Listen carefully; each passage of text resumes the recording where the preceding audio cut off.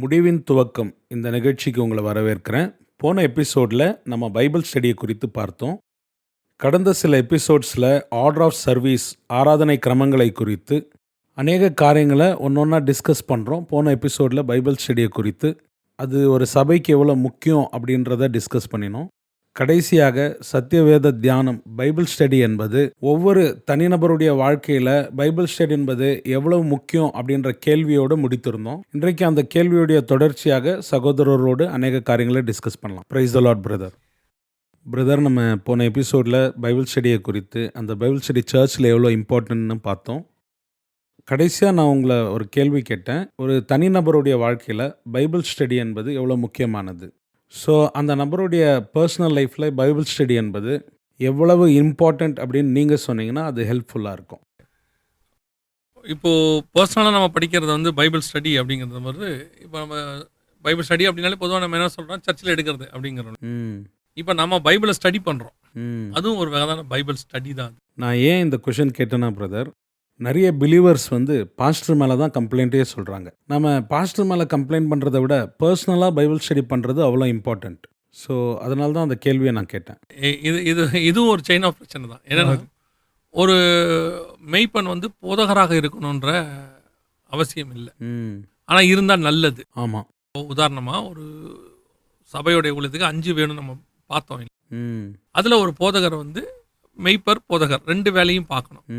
அதாவது பாஸ்டரல் மினிஸ்ட்ரியும் பார்க்கணும், டீச்சர் மினிஸ்ட்ரியும் பார்க்கணும். ஓகே. அதனால தான் அந்த வசனத்தில் பாருங்க, சிலரைன்னு வரும். சிலரை அப்போஸ்தலராகவும், சிலரை தீர்க்கதரிசியாகவும், சிலரை சுவிசேஷகராகவும் சொல்லிட்டு சிலரை மெய்ப்பராகவும் போதகராகவும் அப்படின்னு இருக்கு. அந்த மெய்ப்பராகவும் போதகராகன்ற இடத்துல கம்மா இருக்காது. அதோட அர்த்தம் என்னன்னு கேட்டிங்கன்னா 2 சேர்ந்து இருக்கணும்னு. ஸோ ஒரு சர்ச்சோடைய நடத்தக்கூடிய பாஸ்டர் மெய்ப்பன் என்கிறவர் டீச்சராகவும் இருக்கணும், பைபிள் டீச்சராகவும் இருக்கணும். டீச்சிங் மினிஸ்ட்ரி தனி, அது வேற. ஆனால் இங்கே என்ன இப்போ பிரச்சனை அப்படின்னு கேட்டிங்கன்னா, நிறைய பேர் மந்தையை மேய்க்கிறதுக்கு ரெடியாக இருக்கிறாங்க, ஆனால் போதகராக இப்போ மெய்ப்பன்ங்கிறவன் ஆடுகளுக்கு புல்லு போடுறவராக இருக்கணும். வெறும் மேய்க்கிறவராக மட்டும் இருக்கக்கூடாது. ஆமாம். சிங்கத்துக்கிட்ட இருந்து கரடி கிட்ட இருந்து ஜீவனை கொடுத்து பாதுகாக்கிறது அது ஒரு பக்கம். ஏன் ஜீவனை கொடுத்து நான் பாதுகாக்கிறேன், ஆனால் ஆடு உயிரோடு இருக்கணும்னா ஆட்டுக்கு என்ன வேணும், புல்லும் தண்ணியும் வேணும். அதனால் அவசரம் சொல்லுது, புல்லுள்ள இடங்களில் மேய்த்து அமர்ந்த தண்ணீர் அண்டையில் என்னை நடத்துகிறார். அப்போது இந்த ஆட்டுக்கு பாதுகாப்பும் தேவை, அதே நேரத்தில் உணவும் தேவை. ஆனால் நான் பொதுவாக பாதுகாப்பாக இருக்கிறேன், ஆடு யாரும் கவிக்கிட்டு போயிடாது அப்படி நான் பாதுகாப்பாக இருக்கிறேன். ஆனால் உணவு போடுறேன்னா, அதான் ஞாயிற்றுக்கிழமை ஆராதனையில் நான் செய்தி கொடுக்குறேன்னா அதை தான் பார்த்து நம்ம போன வாரம் பார்த்தோம். ஆமாம். ஸோ இந்த உணவு வசனம் சொல்லுதும், பசுமையான புல்வெளியில் என்னை நடத்துகிறவர் அப்படின்னு சொல்லிட்டு அதோட டிரான்ஸ்லேஷனில் இருக்குது. அப்போனா என்ன அர்த்தம்னா, பசும் புல், நல்ல செழிப்பான சாப்பாடு போடணும்னு அர்த்தம். அதுதான் பைபிள் ஸ்டடி. அப்போ பைபிள் ஸ்டடியை வந்து நான் எடுக்கிறதுக்கு முதல்ல எனக்கு அந்த இது வேணும், இன்ட்ரெஸ்ட் வேணும், எல்லாம் வேணும். இதை பற்றி நம்ம பார்த்து இப்போ விசுவாசி வரணும். விசுவாசிக்கிட்ட நாம் சொல்கிற விஷயம் என்னென்னா, ஒருவேளை உங்கள் போதகருக்கு டீச்சிங் ஸ்கில் இல்லாமல் இருக்கலாம். அவர் வந்து நல்ல பாஸ்டர், நல்ல பாதுகாக்கிறவராக இருப்பார், தேவையான ஆகாரத்தை கொடுப்பாரு. சில நேரத்தில் பார்த்தீங்கன்னா அம்மா நல்லா சமைக்கிறவங்களா இருக்க மாட்டாங்க, ஆனால் தேவையான சாப்பாடை செஞ்சு கொடுப்பாங்க. அவங்களுக்கு விதவிதமாக சமைக்க தெரியாது, ஆனால் உங்களுக்கு தேவையா பசியா ஆத்துற அளவுக்கு அவங்களுக்கு தெரியும். அதுதான் ஒரு பாஸ்டர். ஆனால் விதவிதமாக சாப்பாடு வேணும்னா அதுக்கு டீச்சர் வேணும். ஸோ ஒருவேளை உங்கள் பாஸ்டர் வந்து டீச்சராக இல்லாமல் இருக்கலாம், ஆனால் உங்களுக்கு தேவையான ஆகாரத்தை கொடுக்குறாரு, அந்த சபையில் தங்கிடுங்க. சிலர் இந்த ஆகாரத்துக்கு நாங்கள் என்ன பண்ணுறது, இப்போயாவது பரவாயில்ல மீடியான்னு ஒன்று இருக்குது, வாட்ஸ்அப்பு ஃபேஸ்புக்கு, இதில் போய் உடனே பார்த்துட்றாங்க. இதில் அட்வான்டேஜும் இருக்குது, டிஸ்அட்வான்டேஜும் இருக்குது. நல்ல டீச்சர்ஸும் இருக்காங்க ஆன்லைனில், நல்ல டீச்சர்ஸும் இருக்காங்க. அதே நேரத்தில் மோசமான டீச்சர்ஸ் அதிகம். எப்போவுமே ஆடுகளை விட ஓநாய்கள் ஜாஸ்தி, ரொம்ப இங்கே அதிகமாக காணப்படுது. அப்போ என்ன பண்ணணும் அப்படின்னா, விசுவாசியே முதல்ல பைபிள் படிக்கிறத மாறணும். விசுவாசி என்ன சொல்லுது, இதை சொல்லிக் கொடுக்க தானே எங்களுக்கு சர்ச் இருக்குது, பாஸ்டர் சொல்லிக் கொடுக்கணும். அப்படி இருக்கும்போது நாங்களே தெரிஞ்சுக்கணும்னா எப்படி அப்படின்னு. சரி, நான் இதை அப்படியே ஒத்துக்கிறேன்னு வச்சுக்கோங்களேன். இப்போ உங்கள் பையன் ஸ்கூலுக்கு போகிறாரு, அங்கே டீச்சர் இருக்காங்க, பாடம் சொல்லி கொடுக்குறாங்க, எல்லாம் நடக்குது. ஆனால் அவங்க கூப்பிட்டு ஏன் உங்களுக்கு ஹோம்ஒர்க்னு ஒன்று கொடுக்குறாங்க? ஆமாம். அப்பா அம்மாவை கூப்பிட்டு பேரண்ட்ஸ் டீச்சர்ஸ் மீட்டிங்கில் என்ன சொல்கிறாங்க, உங்கள் பையனை வீட்டில் நல்லா படிக்க வைங்க. சரி, நீங்கள் ஸ்கூலுக்கு அனுப்புறீங்களா, ஏன் டியூஷனுக்கு ஒன்று அனுப்புறீங்க? உங்கள் பையன் டியூஷன்லேயும் போய் படிக்கணும், வீட்லேயும் படிக்கணும், நீங்களும் சொல்லிக் கொடுக்கணும். ஸ்கூல் நீ இவ்வளோ இருக்கும்போது இதெல்லாம் ஏன் நீங்கள் பண்ணுறீங்க அப்படின்னு கேட்டிங்கன்னா, ஸ்கூல் சொல்லிக் கொடுக்கறத ஸ்கூல் சொல்லிக் கொடுக்கும், நீங்கள் சொல்லிக் கொடுக்க வேண்டியதை நீங்கள் சொல்லிக் கொடுக்கணும். ஆமாம். அப்போ தான் நீங்கள் எக்ஸ்பெக்ட் பண்ணுற ஃபஸ்ட் மார்க் வரும். ஆமாம். வெறும் ஸ்கூலில் படிச்சுட்டு வந்து உங்கள் பையன் விளையாடிட்டே இருந்தானா பாஸ் பண்ணிடுவான் ஆவரேஜாக. நீங்கள் எக்ஸ்பெக்ட் பண்ணுறீங்களா ஒரு ஒரு ஒரு ஒரு இடம், அது வரணும்னா ஹார்ட் ஒர்க் தேவை. அதே மாதிரி தான் வசனத்தை நீங்கள் படிக்கிறீங்க, அதெல்லாம் ஓகே தான், சர்ச்சில் சொல்லி கொடுக்குறாங்கல்ல. ஆனால் ஆழத்துக்குள்ளே போகணும், கர்த்தருடைய ஆழம்னு இருக்குது, அதுக்குள்ளே போகணும்.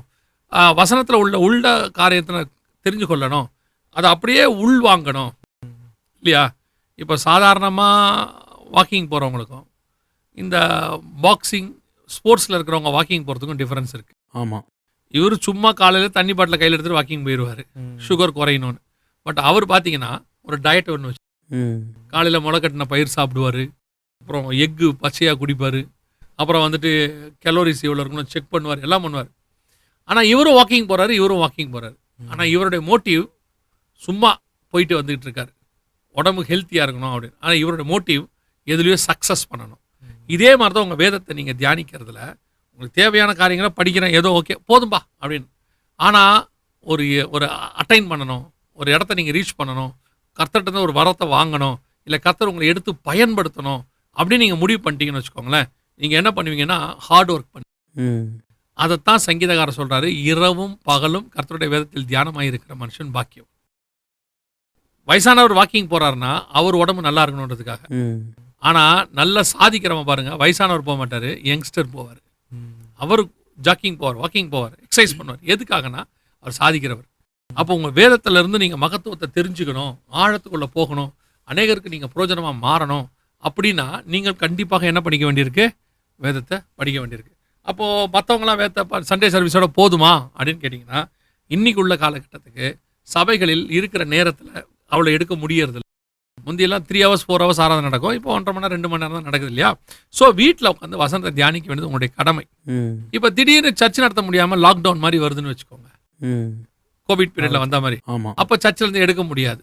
அப்போ நீங்கள் இந்த வசனத்தை நல்லா படிச்சிருந்தீங்கன்னா, தியானிக்கிறவங்களா இருந்தீங்கன்னா, அந்த நேரத்தில் உங்களுக்கு தேவையான ஆகாரம் உங்களுக்கு கிடைக்கும். ஏன்னா வசனம் கூட என்ன சொல்லுதுன்னா, கடைசி காலத்தில் வசனத்தின் பஞ்சம் வரும் என்று. ஆமாம். ஸோ அந்த பஞ்ச காலத்தில் நம்ம தப்பிக்கணும் அப்படின்னு சொன்னால் நமக்குள்ள அந்த கண்டென்ட் வசனம் இருக்கு. ஆமாம், 8:11 நீங்கள் சொல்றது இருக்குது இல்லையா? ஸோ வசன பஞ்சம் உண்டாகும் காலம் ஒன்று வரும், வேத வாக்கியங்கள் நீங்கள் கிடைக்காம போகும், எல்லாம் இருக்கு. ஆமாம். அப்படி இருக்கும் பொழுது இந்த வசனத்தை நீங்கள் இப்போவே ஸ்டோர் பண்ணணும். ஆமாம். இப்போவே தியானிக்கணும். சில நேரங்களில் மிருகங்கள் பாருங்க கிடைக்கும் போது நல்லா சாப்பிட்றோம், அதுக்கப்புறம் உட்காந்து என்ன பண்ணும்? அசை போடும். அப்போ நாம என்ன செய்யணும்னா, அந்த வசனத்தை படிக்கிற காலத்தில் உட்காந்து நல்லா படிக்கணும். ஏன் வசனம் படிக்கிற காலம்னா என்ன? நல்ல கண்ணு நல்லா தெரியும் போது நல்லா வசனத்தை நிறைய படிக்கணும்.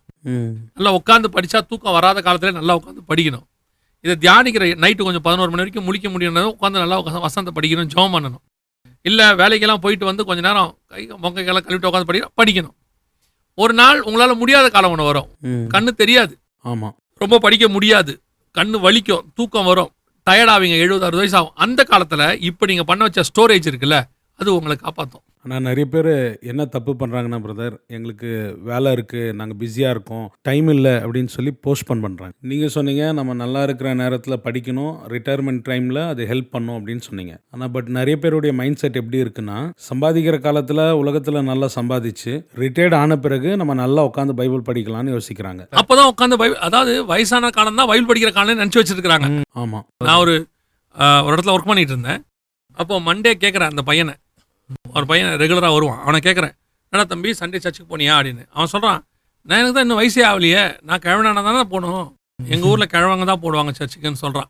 அப்போ இவங்க என்ன மைண்ட் செட்டில் இருக்காங்கன்னா, வயசானவங்க தான் சர்ச்சுக்கு போகணும், வயசானவங்க தான் படிக்கணும் அப்படிங்கிற மாதிரி மைண்ட் செட்டில் இருக்காங்க. நான் என்ன நினைக்கிறேன்னா, இந்த இளம் வயதில் உங்களுக்கு இருக்கும்போது, வாலிப பிராயத்தில் இதை எவ்வளோக்கு எவ்வளோ தியானிக்கிறீங்களோ, எவ்வளோக்கு எவ்வளோ படிக்கிறீங்களோ, அது உள்ளே போய் உங்களுக்குள்ளே என்ன செய்யணும்? உள்வாங்கிடும். ஆன பிறகு முடியாத காலம் மாம்சத்தில், அப்போ உங்கள் ஆத்மா பலனாக இருக்கும், நீங்கள் ஸ்ட்ராங்காக இருப்பீங்க, விசுவாசத்தில் இருப்பீங்க, நீங்கள் பரலோகத்துக்கு போகிற காலமாக இருக்கும், இல்லை தேவன் வர காலமாக இருக்கும், நீங்கள் அவர் ஃபேஸ் பண்ணுறதுக்கு ரெடியாக இருப்பீங்க. ஆனால் அதுக்கப்புறம் தான் 60க்கு மேலே தான் பைபிளே தேடுவாங்க. ஒரு சிலர்லாம் ரிட்டையர்மெண்ட் ஆன பிறகு தான் பைபிளே தேடுவாங்க. அப்புறம் உட்காந்து அந்த டெய்லி பைபிள் படிப்பாங்க. அவங்க படிக்கிறவங்களை குறையா சொல்லலை.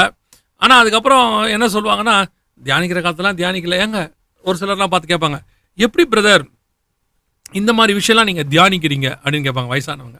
நான் என்ன சொல்கிறேன், அவங்க இவங்க இதே வயசில் தியானிச்சிருந்தா அவங்களுக்கு இது கிடச்சிருக்கும். அவங்க ஃபுல்லாக உலகத்துக்கு ஓடிட்டாங்க.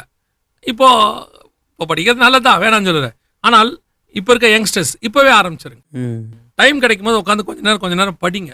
அதில் சும்மா எனக்கு ஒரு ஃப்ரெண்டு இருக்கார், அவர் என்ன பண்ணுவார், ஆர்டராக படிக்கிறதெல்லாம் படிப்பார்.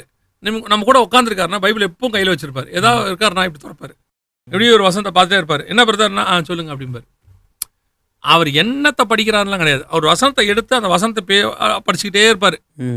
சும்மா கை வச்சு அப்படி எடுப்பார். ரெகுலராக படிக்கிறது தனியாக இருக்கு. சும்மா உட்காந்துரும் போது கூட தேவையில்லாத பேசாமல் இப்படி உட்காந்து வசனத்தை படிப்பார். படிக்கும் போது அவருக்கு என்ன தோணுதுன்னா ஓகே ரைட், அந்த நேரத்தில் ஏதோ ஒரு வசனம் பேசும், ஏதோ ஓடும், அந்த மாதிரி இருக்கு. நான் அதுதான் உங்களுக்கு சொல்ல வரேன். எவ்வளோக்கு எவ்வளோ அந்த வசனத்தை தியானிக்க முடியுமோ அவ்வளோக்கு எவ்வளோ வசனத்தை தியானிங்க. அதுதான் பின்னாட்களில் உங்களை நடத்த போதுன்னு ஒன்று. இன்னொன்று, உங்களுக்கு ஒரு ஊழியம் இருக்கும். உங்கள் ஊழியத்துக்கு இதுதான் அஸ்திவாரம். ஆமாம். கர்த்தர் உங்களை பின்னாடி நடத்த போறாரு மினிஸ்ட்ரின்னு வச்சுக்கோங்களேன். அந்த மினிஸ்ட்ரிக்கான பேஸ் இதில் தான் இருக்கு. நிறைய பேர் ஜபத்தில் ஸ்ட்ராங்காக இருப்பாங்க, வசனத்தில் வீக்காக இருப்பாங்க. என்ன ஆகும்னு கேட்டிங்கன்னா, நல்ல ப்ரேயர்ஃபுல்லாக இருப்பாங்க, டாக்ட்ரினில் விழுவாங்க அவங்க. ஆமாம், அவங்களுக்கு டாக்ட்ரின் தெரியாமல் போயிடும். ஒரு பீரியடில் எங்கள் ஊழியக்காரர் எனக்கு சொல்லி கொடுத்தது, எதில் விழுந்தவனையும் தூக்கிறது ஈஸி, உபதேசத்தில் விழுந்தவனை தூக்கிறது கஷ்டம் பாரு.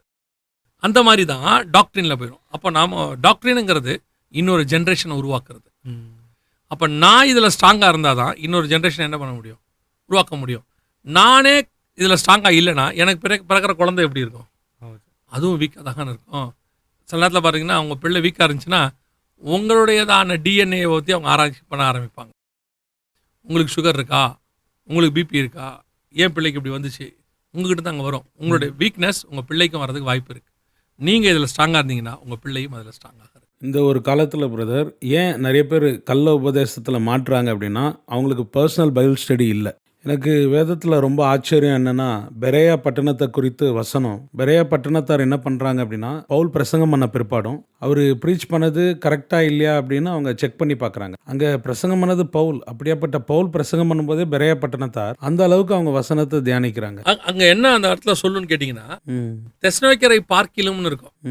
ஆமாம். அப்போ தெஸ்னோக்கரும் இதில் ஸ்ட்ராங்காக இருந்திருக்காங்க. ஆமாம், அவங்களும் ஸ்ட்ராங்கு, பெரேயா அதை விட ஸ்ட்ராங்கு. ஸோ அந்த காலத்தில் வசனங்கள் வரும்போது ஜனங்கள் உட்கொண்டாங்க, ஆராய்ச்சி பண்ணி பார்த்தாங்க. சரியா இருக்கு. யாரு நீங்க சொன்ன மாதிரி பவுலுடைய வசனத்தை அவங்க என்ன செஞ்சு பார்க்குறாங்க, ஆராய்ந்து பார்க்குறாங்க, சரியா இருக்கா, தப்பா பேசுறானா அப்படின்னு சொல்லி. இன்னைக்கு அதுக்கு அவங்க வேதத்தில் ஸ்ட்ராங்கா இருக்கணும். ஆமா, நியாயப்பிரமாணத்தில் அவங்க ஸ்ட்ராங்கா இருந்ததுனால பவுல் பேசுறதை பத்தி ஆராய்ச்சி பண்ணி பார்க்குறாங்க. அதே மாதிரி இன்னைக்கு நீங்க ஒரு வேதத்தில் இருந்தால் சில நேரத்தில் பார்த்தீங்கன்னா சபைகள் என்ன சொல்லுவாங்கன்னா, உங்க வீட்டுக்கு கள்ளோபதேசக்காரங்க வருவாங்க, ரெண்டு பேரா வருவாங்க, அவங்க கிட்ட பேசாதீங்கம்பாங்க. அவங்க சொல்றதுல நியாயம் இருக்கு. என்னன்னா காரணம் என்னன்னா, கள்ளோபதேசக்காரன் உங்ககிட்ட பேசும்போது நீங்க அவனால வஞ்சிக்கப்பட்டுருவீங்க, அதனால அவன்கிட்ட பேசாதீங்கன்னு சொல்லுவாங்க. நான் இதை கொஞ்சம் எப்படி பார்ப்பேன், ஆரம்பத்தில் அதான் நம்மளுடைய நிலைமை. நான் இப்போ எப்படி பார்ப்பேன்னா, 2 பேர் நம்ம வீடு தேடி சுவிசேஷம் கேட்க வரான் இல்லையா, அவங்ககிட்ட நம்ம ஏன் பேசாம அனுப்ப சொல்லணும்? உட்காந்து பேசுங்க. ஆனா கள்ள உபதேசக்காரனை விட நீங்க ஸ்ட்ராங்கா இருக்கணும் வசனத்துல. ஆமா. ஏன் உங்க போதகர் உங்களை பேச வேணாங்கிறாருன்னா, நீங்க வசனத்துல ஸ்ட்ராங்னு அவருக்கு தெரியுது. ஏமாற்றப்பட்டு விடுவீர்கள், அதனால உங்க ஆத்மா நஷ்டமடைஞ்சிருமோ பயந்துகிட்டு, ஐயோ வேணாப்பா நீ அந்த பக்கம் போகாத அப்படின்னு அவங்க சொல்றாங்க. சில நேரத்தில் உங்களுக்கு தைரியம் இருந்துச்சுன்னு வச்சுக்கோங்க, போடா என் பையனை பத்தி எனக்கு தெரியும், போய் இவனுங்க தான் அடி வாங்கிட்டு வருவாங்க அப்படிம்பாங்க. அந்த மாதிரி உங்க மேல அவங்களுக்கு என்ன இருக்கணும், ஒரு தைரியம் இருக்கணும். ஆமா. அப்போ உங்களை அனுப்பி வைக்கணும்.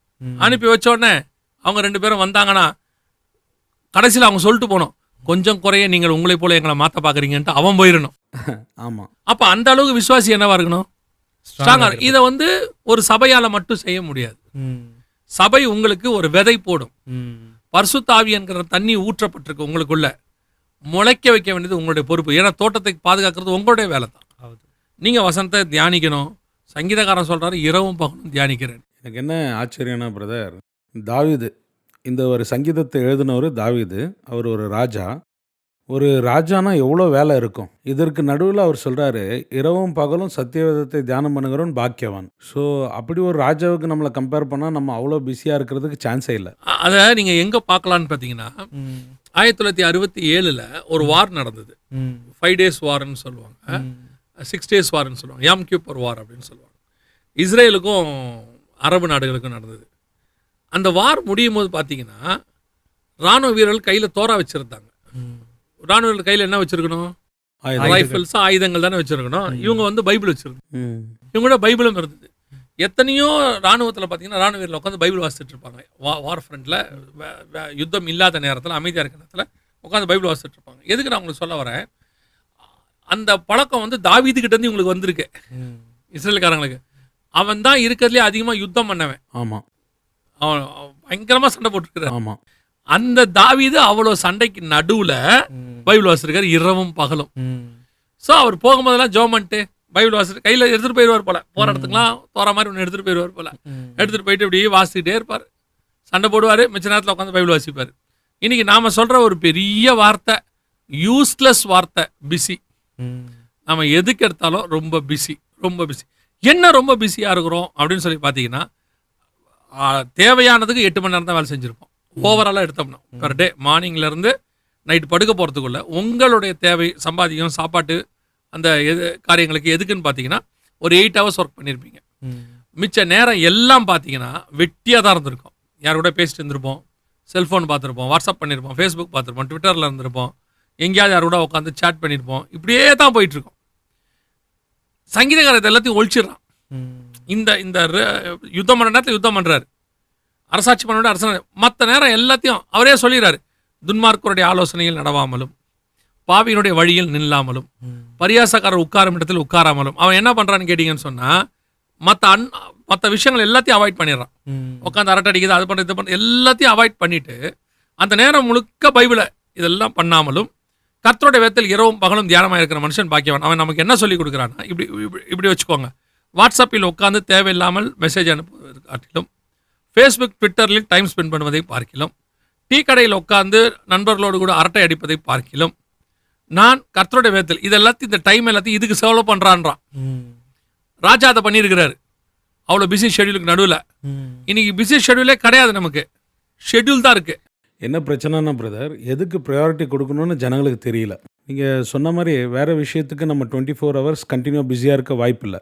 ஒரு வேலைனா 8 மணி நேரம் தான் வேலை செய்கிறோம். ஆனால் மீதம் இருக்கிற நேரத்தில் நம்ம எதுக்கு நேரத்தை கொடுக்குறோம், டைம் மேனேஜ்மெண்ட், இதில் தான் ஃபெயில் ஆகிறோம். எனக்கு எப்பவுமே நான் என்ன சொல்லுவேன்னா, ஒரு ஆல்டர்னேட்டாக பிசாசு உருவாக்குவான். ஆல்டர்னேட்னா கத்தர் வைக்கிற மாதிரி ஒன்று வைப்பான். இந்த புக்கு இருக்குது பார்த்தீங்களா, இதுக்கு பேர் காட்ஸ் வேர்டு. சரியா? இந்த புக்குக்கு பேர் காட்ஸ் வேர்டு. காட்ஸ் வேர்ட்னா காடை நம்ம பார்க்கலாம், இதில் காடை ஃபேஸ் பண்ணுற இடம். ஆக்சுவல் ஃபேஸ்புக் இதுதான். காடோடைய ஃபேஸை வந்து நம்ம பார்க்குற இடம் இங்கே தான் இருக்குது. இந்த ஃபேஸ்புக்கு பதிலாக வேற ஒரு ஃபேஸ்புக்கை கொண்டான்ட்டான். அங்கே நீங்கள் ஃப்ரெண்ட்ஸோடைய முகத்தை தேடுறீங்க, இது தேவனுடைய முகத்தை தேடுற இடம். அந்த புக்கா இந்த புக்கா, எந்த ஃபேஸ், ஃப்ரெண்ட்ஸோடைய ஃபேஸா காட்ஸ் ஃபேஸா, நீங்கள் அதை தான் பார்க்கணும். பொதுவாக நீங்கள் பார்த்தீங்கன்னு சொன்னால் கிறிஸ்மஸ் நம்ம சொல்லுவோம், அதுக்கு எக்ஸ்மஸ்ன்னு சொல்லுவாங்க. கிரைஸ்டுக்கு ஆல்டர்னேட் தான் எக்ஸு. அப்போ எக்ஸ் தலம்ங்கிறது வந்து கிரைஸ்ட் தலத்துக்கு ஆல்டர்னேட்டு. நீங்கள் கிரைஸ்டில் போய் அவரோட கூட உட்கார போகிறீங்களா, எக்ஸ் தலத்தில் உட்கார போகிறீங்களான்றது தான் கான்செப்ட். இப்படி எல்லாத்துலையும் நீங்கள் பார்த்தீங்கன்னா மெசேஞ்சர், வாட்ஸ்அப் மெசேஞ்சர், அதே நேரத்தில் கர்த்தருடைய மெசேஜ்னு ஒன்று இருக்குது நமக்கு, அது இதுலேருந்து தான் வரும். இதில் ரெகுலர் மெசேஜ் வரும், நம்ம படிக்க மாட்டோம். வாட்ஸ்அப்பில் மெசேஜ் வருதான்னு தேடுவோம். அவருடைய முகத்தை தேடுங்கள்னு இருக்கு, seek the face of the காட்னு இருக்கு. நாம் அதை தேட மாட்டோம். ஃபேஸ்புக்கில் போய் நண்பர்கள் முகத்தை தேடிக்கிட்டு இருப்போம். அப்புறம் வந்துட்டு கர்த்தருடைய தானே அவருடைய பாதத்தில் உட்காரணும்னு இருக்கு, கிறிஸ்துவின் பாதத்தில் உட்காந்து அவருடைய எடுபட நல்ல பங்கு எக்ஸ் தளத்தில் போய் உட்காந்துப்போம். இப்படி ஆல்டர்னேட்டாக பிசாசு எல்லாத்தையும் ஒன்று உருவாக்கி வச்சிருக்கான். சரி, நீங்கள் அதுக்கு பதிலாக the one and only place, நல்லா ஜெபம் பண்ணுங்க, தியானிங்க, பைபிளை வாசிங்க, ஜபத்தில் இந்த வசனத்தையும் தியானிங்க. ஜபமும் இதுவும் கலக்கும் போது ரெண்டும் ஒன்றா சேர்ந்து ஃபியூஷன் ஆகும், உங்களுக்குள்ள இருந்து ஸ்பிரிச்சுவல் ஃபியூஷன் வரும். பிரதர், இன்னொரு கொஷன் என்னென்னா, நிறைய பேருடைய ப்ராப்ளம் என்னென்னா, எனக்கு பைபிள் படித்தா புரியல அப்படின்ற ப்ராப்ளம் நிறைய பேர் ஃபேஸ் பண்ணுறாங்க. ஆனால் இன்னும் சிலருடைய பழக்கம் என்னென்னா, வெறும் சங்கீதம் அல்லது புதிய ஏற்பாட்டில் சுவிசேஷ புஸ்தகங்களை மட்டும் வாசிப்பாங்க. இதை தவிர வேறு எந்த புஸ்தகத்தையும் படிக்க மாட்டாங்க. காரணம் என்னென்னா, எனக்கு புரியல அப்படின்னு சொல்லி அந்த கன்ஃபியூஷன்ஸ்லேயே இருக்கிறாங்க. ஸோ அவங்களுக்கு என்ன சொல்ல விரும்புகிறீங்க? இல்லை, இது அர்த்தமாகாததுக்கு ஒன்றுமே இல்லை. எனக்கு எழுத படிக்க தெரியாதுன்னா அது ஓகே, அது வேற விஷயம். நான் அதுக்கு கூட சாட்சி இருக்கேன். ஒரு அம்மாவுக்கு எழுத படிக்கவே தெரியாதான், அந்த அம்மாவுக்கு பைபிள் படிக்கணும்னு ஆசையா, ஆண்டவர்கிட்ட கேட்டாங்க, ஆண்டவரே எனக்கு எழுத படிக்க சொல்லி கொடுங்க, எனக்கு இதுக்கு மட்டும் எனக்கு சொல்லிக் கொடுங்க, வேற எதுக்குமே வேண்டான்னு. லிட்டரலா அந்த அம்மா சாட்சி சொல்றாங்க. இரவுல கர்த்தர் அவங்களுக்கு வந்து தரிசனத்துல பைபிள் சொல்லி கொடுத்தாராம் உட்காந்து. அந்த அம்மாவுக்கு எழுத படிக்க தெரியாது, அவங்க வீட்டுல எல்லாருக்கும் தெரியும், கையெழுத்து போடவே வராது, ஆனா பைபிள் மஸ்தலம் மட்டும் தெரியும் அந்த அம்மா. எனக்கு ஒரு சாட்சி என்னன்னா பிரதர், கர்நாடகாவில் ஒரு பிளைண்ட் உமன் இருக்காங்க. அவங்க எப்படி படிக்கிறாங்க அப்படின்னா, நமக்கு எப்படி இந்த 66 புக் ஒன்றா இருக்கும், அவங்களுக்கு ஒவ்வொரு புக்கும் இவ்வளோ பெருசு. அவங்க எங்கன்னா வெளியே போகும்போது ஒரு பையில் 3 பெரிய பெரிய புஸ்தகம் கொண்டு போவாங்க. அது ஒவ்வொரு புக்கும் அவ்வளோ பெருசு. ஆனாலும் அவங்க அவ்வளோ வாஞ்சையோடு அந்த 66 புஸ்தகம் அவங்க கன்னடாவில் அவங்களுக்கு கிடைச்சிருக்கு. அதை ஒன்று பார்த்து படித்து அவ்வளோ வசனத்தை அவங்க தியானம் பண்ணி வச்சுருக்கிறாங்க. நிறைய வசனத்தை மனப்பாடம் பண்ணியிருக்காங்க. அவங்க ஒரு பிளைண்ட் உமன். எவ்வளோ பெரிய வாஞ்ச பாருங்க. நமக்கு எல்லாத்தையும் சேர்த்து ஒரு புக்காக கொடுத்தா தூக்கிட்டு போகிறதுக்கு எவ்வளோ கஷ்டமா இருக்கு. ஆமாம். இதை விட்டுட்டு மொபைலில் தூக்கிட்டு போயிட்டு இருக்கோம். அவர் 66 புக்கையும் தூக்கிட்டு போறாரு. ஆமாம் இல்லையா? ஆமாம். அது எவ்வளோ வெயிட் இருக்கும், எப்படி இருக்கும், ஒரு புக்கையும் தேடி எடுக்கிறதே கஷ்டம். நமக்கு இந்த புக்கில் தேடி கண்டுபிடிக்கிறதுக்கே பாடு அனுபவிக்கிறோம். அவர் எவ்வளோ பெரிய சாட்சி பாருங்களேன். ஆமாம். அப்போ படிக்கணும்னு நீங்க முடிவு பண்ணிட்டீங்கன்னா கண்டிப்பா படிப்பீங்க. அர்த்தம் ஆகாதுன்னு சொல்ல மாட்டீங்க. 2வது பாயிண்ட், இது வேத வாக்கியங்கள் எல்லாம் தேவ ஆவியானவர் அருளப்பட்டது. உங்களுக்குள்ள இருக்கிறது பரிசுத்த ஆவியானவர், இந்த புக்கை எழுதினவர். அப்படி இருக்கும் பொழுது அவர் எப்படி இந்த புக்கை உங்களுக்கு எக்ஸ்பிளைன் பண்ணாம இருப்பாரு? இல்லையா? சோ கண்டிப்பாக நீங்கள் பரிசுத்த ஆவியின் துணையோடு கூட இதை படிக்கும்பொழுது அவரை எக்ஸ்பிளைன் பண்ணுவார். 3வது, எனக்கு இது அர்த்தமாகல, புரியலன்னு சொல்றாங்கல்ல, அதுக்கு அவங்க சொல்ற காரணம் என்னன்னா, அது ரொம்ப டீப்பா இருக்கு, வெளிப்படுத்தின விசேஷமே புரியாது, எனக்கு தானியேல் புஸ்தகம் புரியாது, இப்படிலாம் நிறைய சொல்றாங்க இல்லையா? ஆக்சுவலி புரியாம இருக்கிறதுக்குன்னு ஒருத்தர் புக்கை எழுதுவாரா? கண்டிப்பா இல்ல, எழுத மாட்டார் தானே. நான் புரிஞ்சுக்கணும் தான் அவர் எழுதுவார் இந்த புக்கை. கன்ஃபார்மா இல்ல? அப்போ தேவன் தம்முடைய முழு ஞானத்தோட இதை எழுதி 100% கொடுத்திருந்தாருன்னா, அவர் ஞானத்துல உள்ளதை எழுதி கொடுத்திருந்தாருன்னா உங்களுக்கு எனக்கு புரியாது. எனக்கு எவ்வளவு புரியுமோ அவ்வளவுதான் எழுதி கொடுத்திருக்காரு. அவர்கிட்ட இன்னும் இருக்குது. யோவான் எழுதின சுவிசேஷத்தை வாசிக்கும் போது அவர் செய்த காரியங்கள் இன்னும் நிறைய இருக்கு. அதையெல்லாம் நான் எழுதுறதுக்கு புத்தகம் பத்தாதுங்கிறாரு. சோ லிமிட் எழுதி கொடுத்திருக்காரு. எதுக்காகனா இவ்வளவு கொடுத்தாதான் எனக்கு புரியும்னு. அப்ப எனக்கு புரியன்றதே இவ்வளவு அளவு. நீங்க இதுவே புரியலன்னா எப்படி? இன்னும் கொஞ்சம் பேர் என்ன சொல்றாங்க, நீங்க சொன்னதெல்லாம் ஒண்ணுத்துக்காக பதில் சொல்லிட்டு வரேன். நான் நீதிமொழிகள், சங்கீதம், இந்த மாதிரி காரியங்களை படிச்சுட்டு திருப்தியா இருக்கேன். மொத்தத்துல நாளாகமோ, தானியேல், வெளிப்படுத்தல் போனா எனக்கு புரியாது. இன்னும் சிலர் இந்த கேலண்டர் இருக்கு இல்லையா பிரதர், அதுல இருக்கிற வசனத்தை வசிச்சுட்டு போதும் அதுவே எனக்குன்றாங்க. அவங்க இருக்காங்க. டெய்லி காலை மொபைல்ல இது ஒண்ணு வரும், வாக்குத்தத்தம், அதை பார்த்து திருப்தி அடைகிறவங்க இருக்காங்க. இப்ப நான் என்ன கேட்கிறேன், உங்க பையன் ஸ்கூலுக்கு போறாரு, மேக்ஸ்லயும் பிசிக்ஸ்லயும் மட்டும் பாஸ் ஆயிட்டு மிச்சம் எல்லா சப்ஜெக்ட்லயும் ஃபெயில் ஆயிடும், ஓகேவா? எனக்கு பிடிக்கல அப்படின்னா நீங்க என்ன சொல்லுவீங்க? எல்லாமே சேர்த்து பாஸ் பண்ணதான்ப்பா முடியும். ஆமா, இதுக்குன்னு தனியா ஒதுக்க முடியாது, இதெல்லாம் சேர்ந்தது. இவங்க இன்னைக்கு 5 சப்ஜெக்ட் வச்சிருக்காங்க, நம்ம ஆண்டவர் 66 சப்ஜெக்ட் வச்சிருக்காரு, அவ்வளவுதான். ஏன்னா 5 சப்ஜெக்ட் ஒரு வருஷத்துக்கு, அவங்களுக்கு 66 சப்ஜெக்ட் லைஃபுக்கு, இல்லையா? நீங்க 70 வயசு வரைக்கும் உயிரோடு இருக்க போறீங்க, பைபிள் கணக்குன்னு வச்சுக்கோங்களேன், வருஷத்துக்கு ஒரு புக்கு, 66 புக்கு தான் இருக்கு. ஸோ நீங்க ஒரு வருஷத்துக்கு 5 புக்கு படிக்க போறீங்க ஸ்கூல்ல, இது வருஷத்துக்கு ஒரு புக்கு கணக்கு தான் வச்சிருக்காங்க. ஸோ நாம இதை எந்த விதத்திலும் ஆண்டவர்கிட்ட நீங்க சால்ஜாப் சொல்ல முடியாது, அதாவது காரணமே ரீசன் சொல்ல முடியாது. ஸோ எந்த விதத்தில் எடுத்தாலும் நமக்கு ஃபேவராக தான் இதை பண்ணி வச்சிருக்காரு ஆண்டவர். ஸோ வேதத்தை வாசிப்பது மஸ்ட்டு, தியானிப்பது மஸ்ட்டு. சர்ச்சு மேலே பழி போடாதீங்க, பாஸ்டர் மேலே பழி போடாதீங்க, சொல்லிக் கொடுக்க ஆள் இல்லைன்னு சொல்லாதீங்க. உங்கள் பாஸ்டரும் பரிசுத்தாவிட்டேருந்து வாங்கி தான் உங்களுக்கு போதிக்க போகிறார். ஒருவேளை அவருக்கு அந்த அந்த அந்த தாளந்து இல்லைன்னா நீங்கள் பரிசுத்தாவியை கேளுங்க, அவரே உங்களுக்கு கொடுப்பார். வேத வாக்கியம் அவரால் கொடுக்கப்படும். இதுக்குன்னு ஒரு டைம் ஒதுக்குங்க, இன்ட்ரெஸ்டாக படிங்க, டைம் இரவும் பகலும் தியானிங்க, இந்த வசனத்தை போடுங்க. ஒரு நாள் இந்த வசனம் உங்களை தூக்கி நடத்தும்.